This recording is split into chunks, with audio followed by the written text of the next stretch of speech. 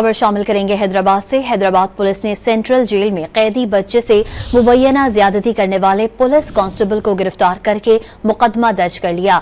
SHO थाना बल्दिया के मुताबिक पुलिस कांस्टेबल की जानिब से मुबैना तौर पर ज्यादती का निशाना बनाए जाने की तहकीकात जारी हैं। मेडिकल रिपोर्ट में बच्चे से ज्यादती की तस्दीक होने पर मजीद कार्रवाई अमल में लाई जाएगी।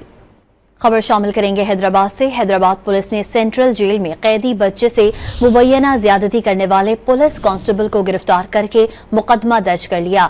एसएचओ थाना बल्दिया के मुताबिक पुलिस कांस्टेबल की जानिब से मुबैना तौर पर ज्यादती का निशाना बनाए जाने की तहकीकात जारी हैं। मेडिकल रिपोर्ट में बच्चे से ज्यादती की तस्दीक होने पर मजीद कार्रवाई अमल में लाई जाएगी। खबर शामिल करेंगे हैदराबाद से। हैदराबाद पुलिस ने सेंट्रल जेल में कैदी बच्चे से मुबैना ज्यादती करने वाले पुलिस कांस्टेबल को गिरफ्तार करके मुकदमा दर्ज कर लिया। एसएचओ थाना बल्दिया के मुताबिक पुलिस कांस्टेबल की जानिब से मुबैना तौर पर ज्यादती का निशाना बनाए जाने की तहकीकात जारी हैं।